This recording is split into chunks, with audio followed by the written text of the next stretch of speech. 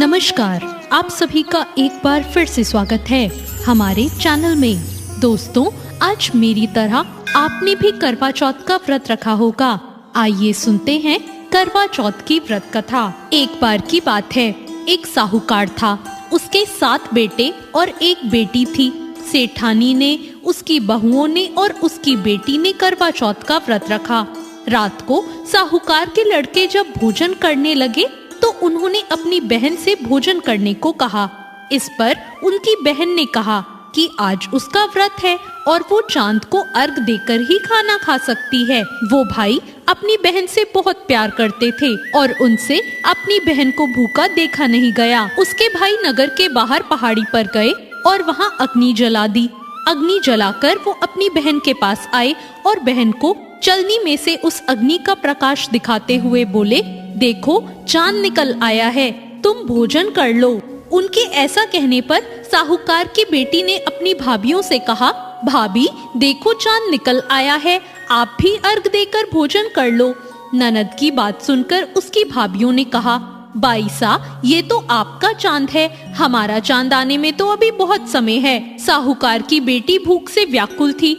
वो उसी चांद को अर्घ देकर भोजन करने बैठ गई। जैसे ही उसने पहला घास खाया उसे छींक आ गई। दूसरा घास खाते ही उसमें बाल निकल आया और तीसरा घास अभी खाने ही वाली थी कि उसके ससुराल से बुलावा आ गया कि उसका पति बहुत बीमार है और वो जिस भी हालत में हो तुरंत अपने ससुराल पहुँचे। उसे विदा करने के लिए उसकी माँ ने जब बक्से से कपड़े निकाले तो सारे कपड़े काले काले मिले। दूसरी बार कपड़े निकाले तो सारे कपड़े सफेद निकलते जाते। बेटी बोली, माँ तुम ये सब रहने दो, मैं जा रही हूँ। माँ घबराकर बेटी से बोली, बेटी रास्ते में जो भी छोटा बड़ा जो मिले सबके पैर पड़ती जाना। जो भी बूढ़ सुहागन होने का आशीर्वाद दे तो वही अपने पल्ले में गांठ लगा लेना। बेटी ने कहा ठीक है और वो अपने ससुराल के लिए निकल गई। रास्ते में उसे जो मिला वो सबके पांव छूती गई। सबने कहा सुखी रहो, पीहर का सुख देखो और खुश रहो, ऐसा आशीर्वाद दिया। ऐसे में वो अपने ससुराल पहुंच गई। ससुराल के दरवाजे पर उसकी छोटी ननद खेल रही थी। जब उसने उसके पांव छुए तो उसने आशीर्वाद दिया, सौभाग्यवती रहो, पुत्रवती रहो, सुहागन रहो और बूढ़ सुहागन हो। ये सुनते ही उसने अपने पल्ले से गांठ बांध ली। घर में अंदर गई तो जमीन पर अपने पति का मरा हुआ शरीर लेटा देखा और उसे ले जाने की तैयारी होती देखी। वो उसे देखकर बहुत रोई, बहुत चिल्लाई। जैसे ही उसे ले जाने लगे तो रोती हुई चिल्लाती हुई बोली, मैं इन्हें ले जाने नहीं दूंगी। फिर भी जब कोई न माना तो बोली, मैं भी इनके साथ ही जाऊंगी। फिर वो नहीं मानी तो सब बोले, ले चलो साथ में। जब उसके पति को जलाने का समय आया तो बोली, मैं इन्हें जलाने नहीं दूंगी।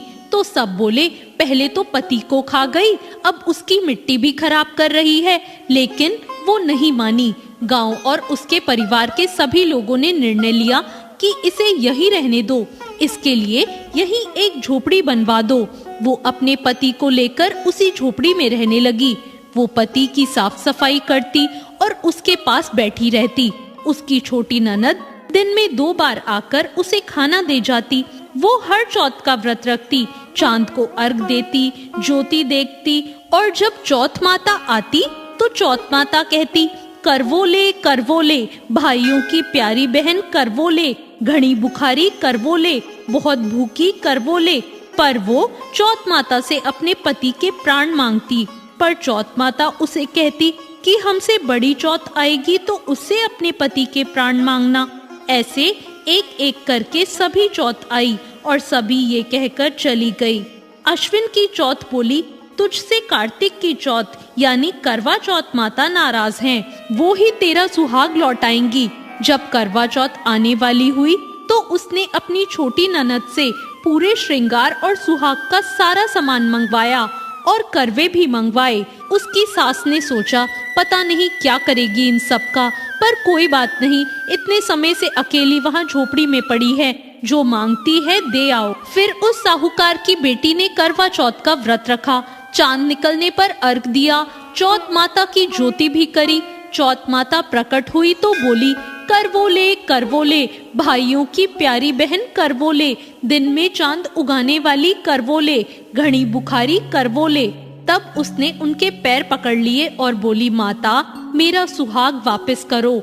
चौथ माता बोली, तू तो बहुत भूखी है, 7 भाइयों की प्यारी बहन है, तुझे सुहाग से क्या काम।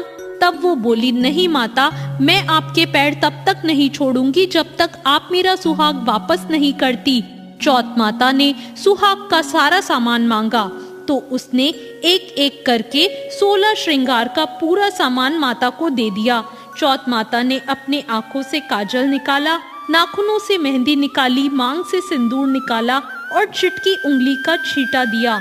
उसका पति जीवित हो गया और चौथ माता जाते जाते उसकी झोपड़ी पर लात मार गई, जिससे उसकी झोपड़ी एक महल में बदल गई। जब उसकी छोटी ननद खाना लेकर आई तो उसने देखा कि भाभी की झोपड़ी की जगह तो महल खड़ा है। वो ननद को देखते ही दौड़ी दौड़ी आई और बोली, देखो बाईसा, आपका भाई वापस आ गया। घर जाओ और सासू जी से कहो कि गाजे बाजे के साथ हमें लेने आए। ननद अपनी माँ के पास जाकर बोली, माँ भाई जिंदा हो गया। माँ बोली, उस भाभी के साथ तो तेरा दिमाग भी खराब हो गया है, कभी मरा हुआ जिंदा होता है। ननद बोली, नहीं माँ, मैंने देखा है, भाई सच में जिंदा हो गया। भाभी ने हमें गाजे बाजे के साथ बुलाया है। सभी घर वाले गाजे बाजे के साथ अपने बेटे को लेने पहुँचे।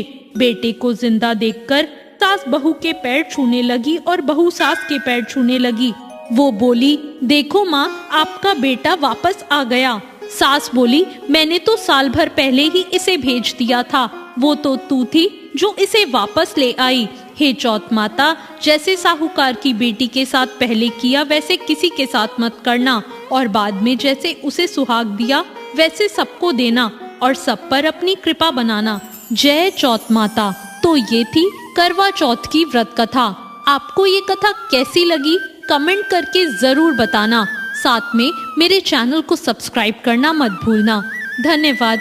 मिलते हैं अगली कहानी के साथ।